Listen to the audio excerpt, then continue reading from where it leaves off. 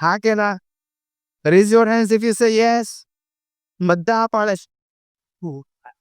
તો એટલું બધું તમે ફ્લો કરશો મગજમાં? સમજો અહીંયા પણ જીબી લિમિટેડ છે, અનલિમિટેડ જીબી નથી અહીંયા. તમે આ બધું અંદર નાખશો એટલે બધું ભરાઈ જશે. બધા કેટલા બધા વિદ્યાર્થીઓ દરેક મંદિરમાં સંતો પાસે સ્વામી યાદ નથી રહેશે, પણ તને ક્યાંથી યાદ રહે? તું રોજનું કલાક યુટ્યુબરનો કચરો મગજમાં ભરે છે, પછી એની છાપ પડી જાય છે, અહીંયા જીબી ભરાઈ જાય છે, પછી નવું ભરે ક્યાં મગજ? લોડેડ, હેંગ. જે મોબાઈલ હેંગ થાય છે ને પછી એ હેંગ થાય. એના બદલે તમે સમય કાઢીને સારું વાંચન પુસ્તક કરો તો એટલે સારું વાંચન કરો તો કેટલું બધો તમને લાભ થાય. જે મેં બધા વર્ણવ્યા, તો સમયનો સદુપયોગ કરતા બરોબર શીખી જવા. પ્રમુખ સ્વામી મહારાજ લંડનથી એરપોર્ટ ઉપરથી ન્યુયોર્ક જવા માટે બેઠા. 7 કલાકની ફ્લાઇટ. હિથ્રો એરપોર્ટ ઉપરથી બેઠા અને પત્ર વાંચન અને લેખન શરૂ કર્યું. 4 કલાક પછી એકવાર વોશરૂમ જવા માટે ઊભા થયા, એટલે કે બાથરૂમ કર્યા, આવ્યા, પાણી કીધું, પાછું લખવાનું શરૂ કર્યું. પાછું 3 કલાક સુધી ન્યુયોર્કના જોન એફ કેનેડી એરપોર્ટ પર ઉતર્યા, ત્યાં સુધી સળંગ 7 કલાક પત્ર વાંચન કર્યું. આ 1990 માટે 70 વર્ષની એમની ઉંમર હતી. પ્રમુખ સ્વામી મહારાજ દાદર મંદિરેથી મુંબઈમાં ડેન્ટિસ્ટની એપોઇન્ટમેન્ટ માટે ગયા. ગાડીમાં બેઠા ત્યારથી પત્ર વાંચન ચાલુ કરી દીધું. તો ડેન્ટિસ્ટને ત્યાં ગયા તો ત્યાં એકદમ સ્વામી જરા 2 મિનિટ છેલ્લા પેશન્ટને બાકી. સ્વામી કે અમે બેઠા છીએ, પત્ર વાંચન ચાલુ. ડેન્ટિસ્ટની ચેર સુધી ગયા, ચેર ઉપર બેઠા, ત્યાં સુધી હાથમાં પત્ર હતો. અને દાંતની ટ્રીટમેન્ટ શરૂ થઈને વચ્ચે પગડા કરી દીધું. સ્વામી એક પાછી અડધી મિનિટ પછી આપણે તમને કાગ્યા સાતાન મોડું ખુલ્લું રાખવું તો આ ઉંમરે તમારા મસલ્સ દુખે, તો તમે 1 મિનિટ રેસ્ટ કરી લો. એ જે વચ્ચે 2 ટ્રીટમેન્ટ વચ્ચે 1 મિનિટનો રેસ્ટ હોય ને, ત્યાં પણ હાથ લાંબો કરીને પત્ર લઈને વાંચવા માંડવાનો. What a use of time. ત્યારે આ બીએપીએસ સંસ્થા આખી વિશ્વવ્યાપી બની.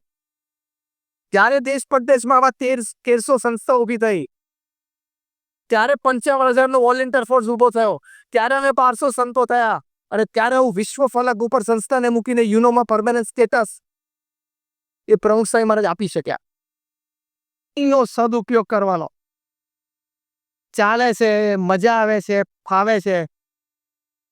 તમે પિક્ચર 3 કલાક જોવા બેઠા એટલે સમજવાનું તમને તમારા સમયની અને જીવનની કોઈ કિંમત નથી. It is a criminal waste of time. 3 કલાક સુધી ફેંક જે કરે બધું તમારે જોવાનું, બધું સાંભળવાનું. એવું કોણે કીધું? અહીંયા હમણાં 1 કલાકના બદલે જો 2 કલાક બોલવાનો તો અડધી સભા ઉભા થઈને જતી રહે. પણ 3 કલાકના પિક્ચરમાં આમ જોયા જ કરે, બાગાની જેમ દાપડિયા માર્યા કરે. Vote the hair are you doing? સમયનો સદુપયોગ કરજો. મેં 400 થી પણ વધારે જીવન ચરિત્ર વાંચ્યા છે. એક સારાંશ તમને કહું છું. Those people who respected time respected them. જે લોકોએ નાનપણથી સમયનો સત્કાર કર્યો છે, સમયને આદર આપ્યો છે, એ દરેક વ્યક્તિને સમયે એને મહાન બનાવ્યા છે. મહાત્મા ગાંધીજીએ આખી શ્રીમદ ભગવદ્ ગીતા કંઠસ્થ કરી. તમને ખબર છે કેવી રીતે કંઠસ્થ કરેલી? શું સમયનો સદુપયોગ. મુલાકાતનો સમય હોય મહાત્મા ગાંધીજીનો, અને રૂમમાં બેઠો હોય મુલાકાત આપવા માટે, અને સામે દરવાજા પર કોઈ સેવક ઊભા હોય. એક જણાની મુલાકાત પર તેને બહાર જાય, પછી બીજાને અંદર મોકલે. એ એક જણાની મુલાકાત પર તેને બહાર જાય, એ ઊભો ત્યારે તરત જ દરવાજો ખોલે, બીજો અંદર આવવાની ચાલુ કરે. રૂમ તો કેવડો હોય, 10-15 ફૂટનો હોય. પેલી વ્યક્તિ ચાલીને અહીં સુધી આવે ને ત્યાં કોઈ શ્રીમદ ભગવદ્ ગીતાના શ્લોકના 2 શબ્દો મોઢે કરી લે. શ્રીમદ ભગવદ્ ગીતાના 700 શ્લોક મહાત્મા ગાંધીજીએ મુલાકાતની વચ્ચેના સમયમાં કંઠસ્થ કરેલા છે. Vote a use of time. શું સમયનો સદુપયોગ કહેવાય. તો તમે પ્રમુખ સ્વામી મહારાજની વાત લો, મહાત્મા ગાંધીની વાત લો, બધાએ સમયને બહુ આદર આપ્યો છે. કારણ કે સમય લિમિટેડ છે. આ 70-80 વર્ષનું જીવન છે. 5-10 પ્લસ માઇનસ ભગવાનની ઈચ્છાથી. અને તો કોરોનામાં બચી ગયા, અહીંયા બેઠા છીએ, ભગવાનની કૃપા. બાકી અચ્છા જતા રહ્યા. બરોબર ને નિધિરભાઈ? સારા જતા રહ્યા છે. એની વચ્ચે આપણે બેઠા છીએ, ભગવાનની કૃપા છે. એટલે સમયનો સદુપયોગ કરતા શીખવા દો. સમય તમારી પાસે મોટામાં મોટી એસેટ છે, મોટામાં મોટી મિલકત છે. કારણ કે time can buy money, money cannot buy time. સમય છે તમને પૈસા કમાવી શકે, પૈસાથી સમય નથી મળતો. ઘડિયાળ મળે, સમય ના મળે. એટલે સમયનો સદુપયોગ એ જીવનની પસંદગી રાખવાની. આપણે વાત કરીએ છીએ ચોઇસીસ, ચાન્સીસ, ચેન્જીસ. મહાત્મા ગાંધીએ સમયનો ઉપયોગ કર્યો, 700 શ્લોકો શ્રીમદ ભગવદ્ ગીતાના કંઠસ્થ કર્યા. પ્રમુખ સ્વામી મહારાજે સમયનો ઉપયોગ કર્યો, 7.5 લાખ પત્રો લખી શક્યા અને 40 લાખ લોકોને વ્યક્તિગત મુલાકાત આપી શક્યા. દરેક વ્યક્તિએ જ્યારે સમયને આદર આપ્યો છે, સમયે જતા દિવસ એ લોકોને આદર આપીને મહાન બનાવ્યા છે. એટલે કોઈ પણ જગ્યાએ બેઠા હોય, કોઈ પણ સંજોગોમાં હોઈએ, કોઈ પણ પરિસ્થિતિમાં હોઈએ, અહીંયા હું શું ક્રિએટિવ કરી શકું, હું નવરો નહીં બેસું, હું મગજ બંધ જ નહીં કરું, હું જાગ્રત જ રહીશ. એ એટીટ્યુડ આવે ને એટલે તમે સમયનો ઉપયોગ કરી શકશો. 2008ની એક ઘટનાની તમને વાત. 2008માં અમેરિકાથી એક મિત્ર, યુવાન વ્યક્તિ, એ પેરિસ એક કામ માટે આવ્યા અને વીક 2 કામ હતું, કંપનીના કામ પર આવેલા. પેરિસમાં મિત્રએ તેને ફોન કર્યો કે સોમથી શુક્રવારે કામ છે, વીકેન્ડમાં રોકાવાનું છે પેરિસ, એટલે શનિવારે રાત્રે આપણે હોટલમાં રાત્રે જમવા માટે ભેગા. બંને યુવાન મિત્રો 25-26 વર્ષની ઉંમર ભેગા થયા. 1.5-2 કલાક બેઠા, વાતો ચીતો કરી, જમ્યા કર્યા, આનંદ કર્યો. ખાસ મિત્રો બંને. ટાઈમિંગમાંથી પાછા આવીને પોર્શમાં આવ્યા ત્યારે ખબર પડી ત્યાં તો લાંબી લાઈન હતી. બંનેને આશ્ચર્ય થયું કે આટલી લાંબી લાઈન કેમ? એટલે પેલા રિસેપ્શનિસ્ટ લેડીને પૂછ્યું કે ma'am what this queue for? એ રિસેપ્શનિસ્ટ લેડીએ કીધું કે સર, બહાર અત્યારે પેરિસ શહેર ઉપર સખત બરફવર્ષા ચાલે છે, ટ્રાફિક જેમ છે, અમુક સ્ટ્રીટમાં ટ્રાફિક થોડો ચાલે છે, આપણી તો ફૂડ સ્ટ્રીટ છે, બધી અહીંયા રેસ્ટોરન્ટ હોટેલ્સ છે, એટલે એ તો અંદર બે બાજુથી કેબ આવે છે, આપણે વચ્ચે છીએ, એટલે આગળથી જ હાયર થઈ જાય છે. એટલે આ ક્યુ જે લોકો કેબ છે એટલે ટેક્સીથી આવે છે ને એ લોકો રાહ જોઈને ઊભા છે, એની આ લાઈન છે. જે લોકો પોતાની ગાડીથી આવ્યા છે એ લોકો નીકળી ગયા છે. એમ કહીને પેલું રિસેપ્શનિસ્ટ લઈને પહોંચી રહ્યો, sir have you come by cab or you have your own car? એટલે મને કીધું કે અમે તો કેબથી આવે. તો કે સર પ્લીઝ જોઈન ધ ક્યુ. તો તમે લાઈનમાં ઉભા રહી જાઓ. એટલે બહુ તે જણા લાઈનમાં ઉભા રહી ગયા. જે રીતે લાઈન ચાલતી હતી ને એની બધી ખબર પડી કે આપણે 2.5-3 કલાક અહીંયા ફસાઈ ગયા છીએ, સ્ટ્રેન્ડેડ છીએ, કાંઈ થાય એમ નથી. હવે આપણે કોમ જગ્યાએ 2.5-3 કલાક ફસાઈ જઈએ તો શું કામ કરીએ બોલો? પહેલો જ લાલ કલર યાદ આવે. સમજ્યા? યુટ્યુબના આઇકનનો કલર શું છે?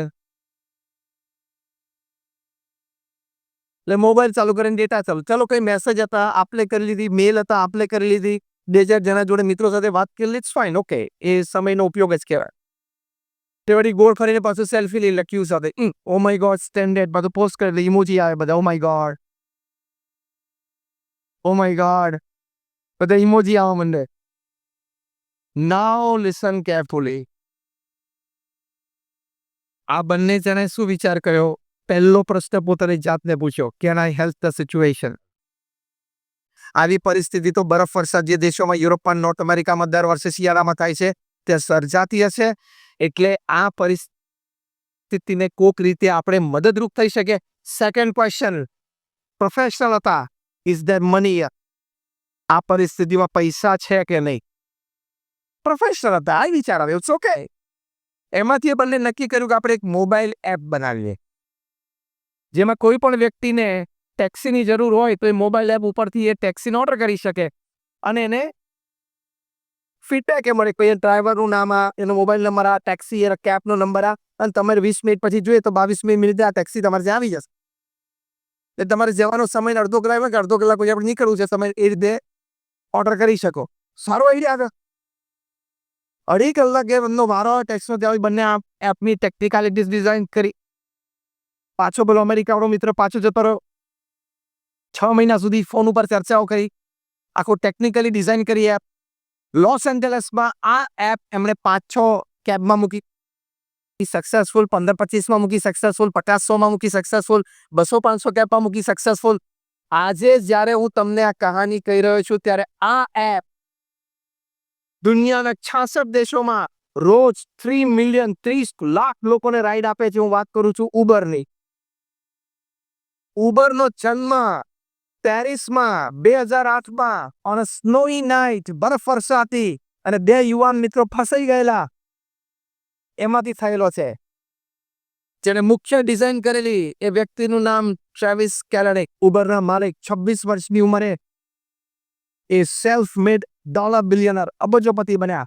અને એમના little non friend mister Garrett. આવી વખતે આપણી જેમ બેઠા છીએ પદી ગયું.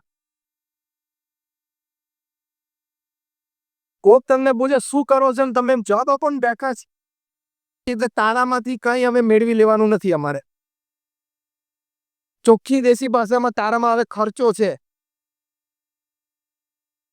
જો તે આવો જવાબ આપ્યો કોકને શું કરો બેઠા છીએ તો તારામાં બહુ ખર્ચો છે, ઘણું રિપેરિંગ માંગે છે. તને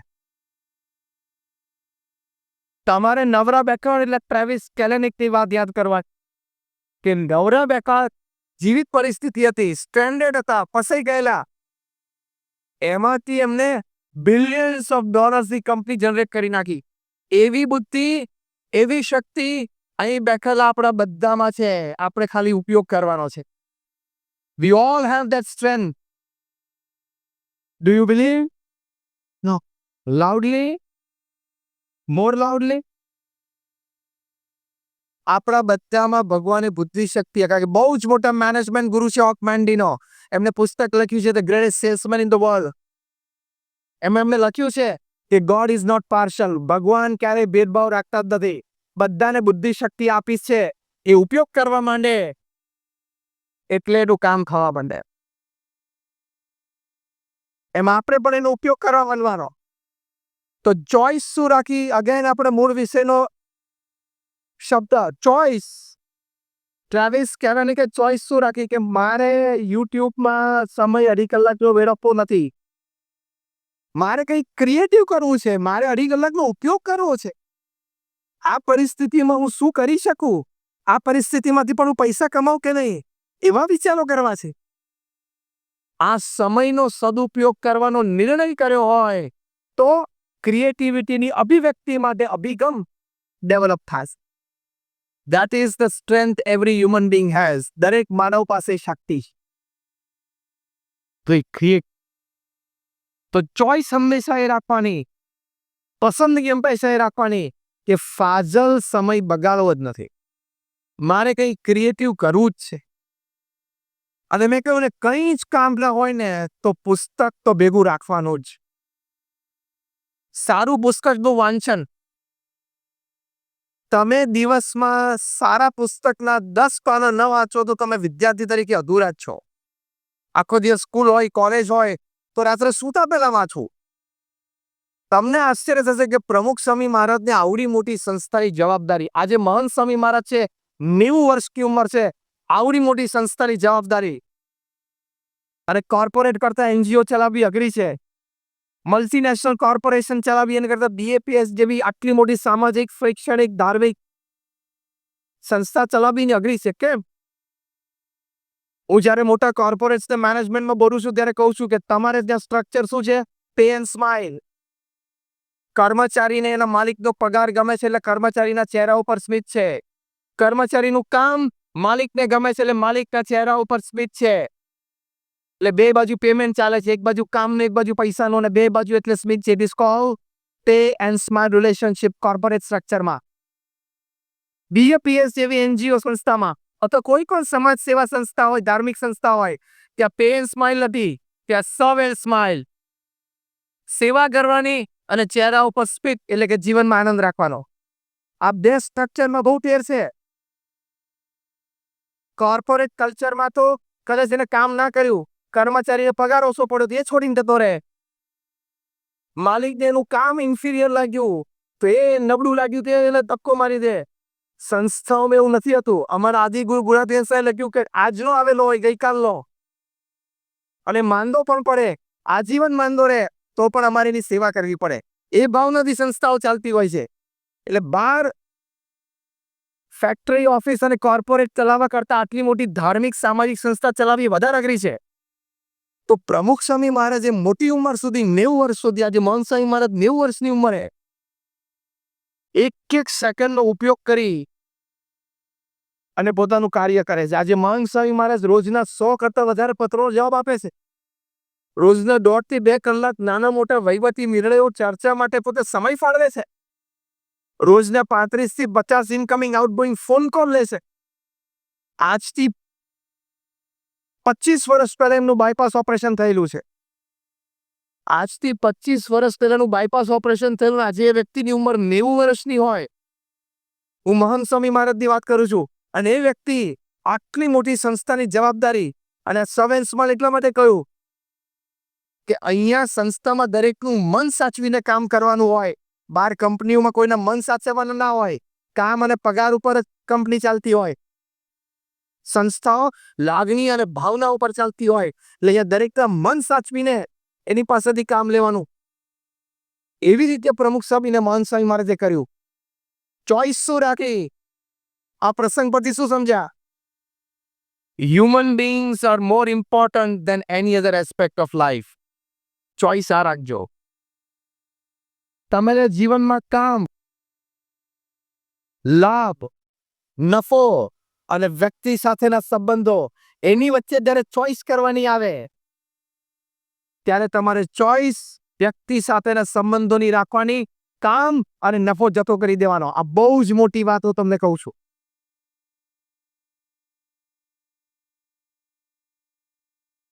સૌથી મોટો મેનેજમેન્ટ પ્રિન્સિપલ એ છે, you take care of your people and your people will take care of your work. તમે તમારા વ્યક્તિઓ, તમારા સાથે સહકર્મચારીઓ, સંબંધિત વ્યક્તિઓને ધ્યાન રાખો, પ્રેમ આપો, અને એ વ્યક્તિઓ તમારું કામ કરશે. એવી જ રીતે સંસ્થાઓ ચાલતી હોય. તો પ્રમુખ સ્વામી મહારાજ અને મહંત સ્વામી મહારાજે વ્યક્તિ વિશેષ, વ્યક્તિઓનું ધ્યાન રાખ્યું.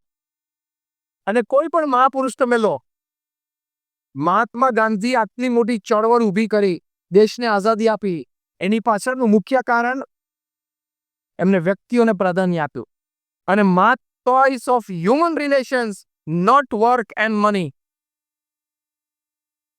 આવી પરિસ્થિતિ સર્જાય ત્યારે પસંદગી શેની રાખવાની? માનવીય સંબંધોની, કામની અને નફાની નહીં. હાર્વર્ડ યુનિવર્સિટીના સ્ટડી પ્રમાણે 90% of your business depends upon your human relations with people. Harvard યુનિવર્સિટીએ શું સ્ટડી આપ્યો? કે તમારા વ્યવસાય, ધંધો, એનો 90% આધાર તમારા માણસો સાથેના સંબંધો ઉપર છે. આ ચોઈસ તો તમને એક ચાન્સ રહે જીવનમાં, કે જીવનમાં મોટો ચેન્જ, એટલે પોઝિટિવ પરિવર્તન તમે લાવી શકો. તમે મહાન બની શકો છો. જે મહાપુરુષો પૃથ્વી ઉપર જેને મહાન કાર્ય કર્યું પોતપોતાના ક્ષેત્રમાં, એ લોકોએ વ્યક્તિને પ્રાધાન્ય આપ્યું છે. વ્યક્તિ અગત્યની છે, કારણ કે જીવંત છે. એ છે તો બાકીનું આખું સર્કલ છે. બાકીનું આખું સર્કલ છે ને વ્યક્તિ નથી તો કાંઈ નથી. વ્યક્તિના આધારે સંસ્થા ચાલતી હોય, વ્યક્તિના આધારે જ કંપનીઓ ચાલતી હોય, વ્યક્તિના આધારે જ દેશ ચાલે. એટલે હંમેશા વ્યક્તિઓને જ પ્રાધાન્ય અપાય. વ્યક્તિને પ્રાધાન્ય આપે એટલે કામ અને પૈસાની જાતે એ સંબંધોમાંથી ઊભા થાય. ચોઇસ ઓફ હ્યુમન રિલેશન્સ, માનવીય સંબંધોની જ પસંદગી રાખવાની.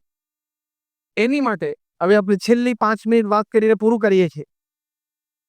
એની માટે એક સંપની ભાવના રાખી, સદભાવની ભાવના રાખી. દરેક વ્યક્તિ જે તમારા સંબંધમાં છે, દરેક વ્યક્તિ જેને તમે ઓળખો છો, એમાં નેગેટિવ જોવું એ તો બહુ સહેલું છે, અત્યંત સહેલું છે. એની ટીકા કરવી એ અત્યંત સહેલું છે.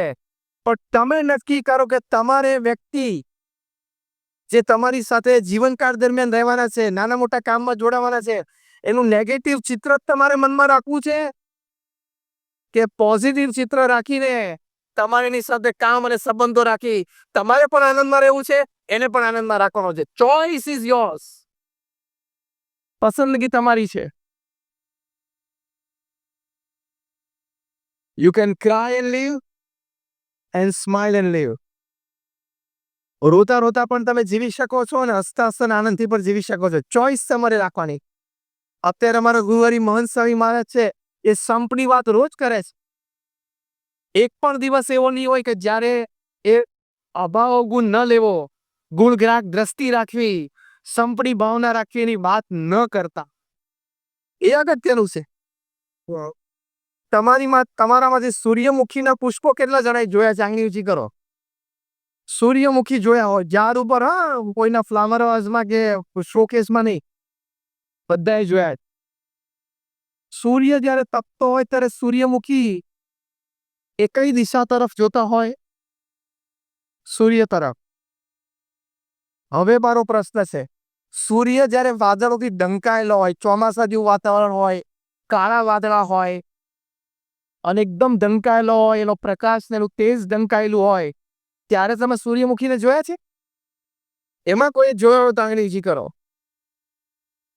ત્યારે તમે નથી જોયા. ત્યારે ખબર છે સૂર્યમુખીની દિશા કઈ તરફ હોય? ત્યારે સૂર્યમુખી એકબીજા તરફ જોતા હોય. સૂર્ય હોય ને ત્યારે સૂર્ય સામે હોય. સૂર્ય જ્યારે વાદળોથી ઢંકાયેલો હોય ને ત્યારે સૂર્યમુખી એકબીજા તરફ ફરી જાય. બાયોલોજિસ્ટે રિસર્ચ કરી, વાય ધીસ હેપનિંગ, આ શું કામ થાય છે, આ ઘટના પાછળનું રહસ્ય શું છે. રિસર્ચ પછી ખબર પડી કે સૂર્ય સામે જોઈને સૂર્યમાંથી શક્તિ લીધી હોય, પણ સૂર્ય જ્યારે વાદળથી ઢંકાયેલો હોય ત્યારે એકબીજા દરેક ફ્લાવર્સને શક્તિ ઓછી મળતી હોય ત્યારે એકબીજાની સામે રહીને એકબીજાની શક્તિ, એનર્જી શેર કરે છે. કેટલી મોટી કુદરતી ઘટના છે આ. એનો મતલબ શું થયો કે જ્યારે પરિસ્થિતિ વિકટ હોય, સંજોગો પ્રતિકૂળ હોય, ત્યારે આપણે સાથેના વ્યક્તિ સાથે કેર અને શેરની ભાવનાથી રહેવું જોઈએ. એ કુદરતે આપણને શીખવાડ્યું છે. તો અત્યારે અમારા ગુરુ હરિ મહંત સ્વામી મારે તો એક દિવસ જતો નથી જ્યારે સંપની વાત ના કરે, અભાવ ગુણ નહીં લેવાની વાત કરે. તમને ટીકા કરવામાં, અભાવ ગુણ લેવામાં મજા આવશે, આનંદ આવશે ને સમય જતો રહેશે. કારણ કે એમાં ઇનડાયરેક્ટલી આપણા ઈગો, અભિમાનનું પોષણ થાય છે. કે હું એના વિશે ખરાબ બોલું ને એનો મતલબ શું થયો? મનોમન શાંતિ કે હું એના કરતા તો સારું છું. પણ તમે બહાર કોર્પોરેટ વર્લ્ડમાં જાઓ ને, તમારે એક એક શબ્દની કિંમત છે. તમે નાના કુંડાળામાં રમતા હો ને 5, 15, 25, 50ના, તો તમારે નેગેટિવિટી, અભાવ ગુણ, બીજા પ્રત્યેનો અસદભાવ, ટીકા કરવી, એ બધું ચાલી જાય. તમે મોટા ફલક ઉપર જાઓ, મોટી દુનિયામાં જાઓ ને અને કોર્પોરેટ લેવલ ભણેલા લોકો સાથે, સારા ઘરના લોકો સાથે, કલ્ચર લોકો સાથે તમે રહો ને, તે તમે એક નેગેટિવ શબ્દ બોલી તો ના શકો, પણ એક નેગેટિવ વિચારી પણ ના શકો. એ નેગેટિવિટીની ઇમેજ તમારા ફેશિયલ એક્સપ્રેશન, બોડી લેંગ્વેજમાં આવે, એ તમારું માપ નીકળી જાય કે આ વ્યક્તિમાં નેગેટિવિટી વધારે છે, પોઝિટિવિટી ઓછી છે. એટલે સારા લોકો, કલ્ચર લોકો તમારી સાથે સંબંધ પણ ના રાખે. એટલે અગેન ચોઈસ એ રાખવાની કે હંમેશા પોઝિટિવિટીમાં રહેવાનો. Become a prosperity thinker, never become a poverty thinker. Prosperity thinker શું વિચારે? સારું જ છે, સાચું જ છે, મજા જ આવશે. કાલ સવારનો સૂર્યોદય આશાના કિરણ લઈને જન્મશે. કાલ સવારે એક વ્યક્તિ મને મળશે જે મદદરૂપ થશે. That is prosperity thinking. અને પોવર્ટી થિંકિંગ એટલે શું? ગરીબાઈ વિચારે, મજા નથી આવતી, અનુકૂળ નથી, પેલો તો આવો છે, પેલો મને સહકાર નથી આપતો, આ તો આવો દેખાય છે, મને કોઈ સહકાર નથી. એ નેગેટિવિટી. ચોઈસ રાખજો. Then you stand a chance for a great change. Prosperity thinking. Somebody gives a pat on your shoulder. Great. Appreciation. Somebody slaps on your cheek. Great. Learning a lesson, but remain positive. The choice positivity ને રાખવાની. તો તમને આનંદ આવશે. અને છેલ્લી વાત કરવાની. તમારા કોક મિત્રો નાસ્તિક પણ હશે. કોક એવા પણ મિત્રો હશે કે ભગવાનમાં ન માનતા હોય, ન ગણતા હોય. ઓકે, દરેક વ્યક્તિ પોતાના વિચાર પ્રમાણે જીવતા હોય, આપણે એનો કોઈ વિરોધ નથી. પણ તમે આજે અહીં આવ્યા છો તો તમને એક સાચી સારી વાત કરવાની કે હંમેશા ભગવાન પ્રત્યે શ્રદ્ધાભાવ રાખો. પ્રમુખ સ્વામી મહારાજના જન્મ શતાબ્દી મહોત્સવ નિમિત્તે એમનું એક ખૂબ સુંદર હૃદય અમૃત છે એવું શબ્દશ અને અક્ષરશ તમને કહું છું. પ્રમુખ સ્વામી મહારાજ કહેતા કે જીવનમાં શ્રદ્ધા અને ભક્તિ દ્રઢ કરવા. તો તમારે ચોઈસ શું રાખવાની? નાસ્તિકતાની ચોઈસ નહીં, આસ્તિકતાની ચોઈસ રાખવાની. તો ગ્રેટ ચેન્જ આવી શકે. એક છેલ્લો પ્રસંગ કહીને પૂરું કરું. 1972 સાલમાં ઈદી અમીને યુગાન્ડાથી બધાને કાઢી મૂક્યા. ગુજરાતીઓને, ભારતીયોને બધાને કાઢી મૂક્યા. દેશ છોડો, પહેરેલા કપડે છોડો, બધી જ માલ મિલકત લઈ લીધી, જ્વેલરી, બેંક એકાઉન્ટ સીઝ થઈ ગયા. એરપોર્ટ ઉપર લોકો જતા બીજા દેશમાં જવા માટે, આંગળીમાં વીંટી પહેરી હોય એ પણ સૈનિકો કાઢી લે. પહેરેલા કપડે બધા અમુક દેશમાં આવે, અમુક લંડન ગયા. યુગાન્ડા છે એ બ્રિટિશ કોલોની હતી એટલે બધા પાસે બ્રિટિશ પાસપોર્ટ હતા એટલે ત્યાં ગયા. ત્યાં લંડનમાં બધા હાથે પગ્યા હતા. ખિસ્સામાં 5 પાઉન્ડ નહોતા. 72 કલાક પહેલા કે એક અઠવાડિયા પહેલા એ બધા, ઘણા બધા એમાંથી લાખોપતિ અને કરોડોપતિ હતા. 5 બેડરૂમના હાઉસમાં રહેતા હતા. ઘરે 5-7 નોકરો હતા. અને 72 કલાક પછી, અઠવાડિયા પછી પહેરેલા કપડે સાવ નવા દેશમાં, નવા પ્રાંતમાં, નવા લોકોની વચ્ચે જઈને ઉભા રહેવાનું થયું. કોઈ પણ માણસ ડિપ્રેશનમાં આવી જાય, આપઘાત કરી દેશે. પણ ત્યાં બધા જે ગુજરાતીઓ ગયા લંડનમાં, એ બધા નો વ્યક્તિગત ઇન્ટરવ્યુ બ્રિટનના એક બહુ જ સારા ઇતિહાસકાર ચાર્લ્સ કનિંગહેમ એમને લીધો અને એક સરસ પુસ્તક લખી. એમને આશ્ચર્ય થયું કે રાતોરાત તમે રોડ ઉપર આવી જાઓ, તારી માનસિકતા શું થઈ જાય? ચાર્લ્સ કનિંગહેમે વ્યક્તિગત બધાનો ઇન્ટરવ્યુ લીધો અને પુસ્તકમાં લખ્યું છે, they all sustained themselves because of their unflinching faith in God, telling themselves every day that yesterday whatever I had was with the blessing of God. Today if I start working, whatever will I have tomorrow is with the blessing of God. તો Charles કનિંગહેમ લખે છે કે આ લોકોને શ્રદ્ધા હતી કે ગઈકાલે યુગાન્ડામાં મારી પાસે જે હતું, બરોબર મેં પુરુષાર્થ કર્યો પણ ભગવાનની કૃપા હતું. આજે જતું રહ્યું, ભગવાનની ઈચ્છા. પાછું કાલે અહીંયા લંડનમાં કંઈક ઊભું કરશું, ભગવાનની ઈચ્છા. ભગવાન રાખે તેમ રહેવું. આ જે ફેથ, એટલે કોક તમને પૂછે ભગવાનમાં શ્રદ્ધા એટલે શું, તો એક જ વાક્ય, whatever has happened in my life so far, whatever is happening at the moment, and whatever will happen in future, happens with the wish of God, happens for my good. And if I keep that attitude, it happens for my progress. એટલે આજ સુધી મારા જીવનમાં જે કંઈ બન્યું છે ભગવાનની ઈચ્છાથી બન્યું છે. અત્યારે જે બની રહ્યું છે એ પણ ભગવાનની ઈચ્છાથી બને છે. અને ભવિષ્યમાં પણ જે બનશે ભગવાનની ઈચ્છાથી બનશે. આ વિચારથી હું ધીરજ રાખીશ, સ્થિર રહીશ, પુરુષાર્થ કરતો રહીશ, એ અભિગમ હું રાખીશ, તો આ જ સમજણ મારી પ્રગતિ અને સફળતાનું મુખ્ય કારણ બનશે. This is faith in God. ભગવાનમાં શ્રદ્ધા એટલે 100% આ જ વિચાર. તો આ ચોઈસ આ રાખવાની કે મેં બહુ મહેનત કરી, ગણિત પણ 40, એ ઘણી ગણતરી એવું પોઝિટિવિટી રાખવાની. Make a choice of positivity. તો આવી થોડી ચોઇસીસ આપણે જીવનમાં રાખીએ તો આપણને ગ્રેટ ચાન્સ રહે કે આપણે જીવનમાં ગ્રેટ ચેન્જ તરફ જઈ શકીએ. ફરી વખત અમે ભગવાન સ્વામિનારાયણના ચરણોમાં પ્રાર્થના કરીએ છીએ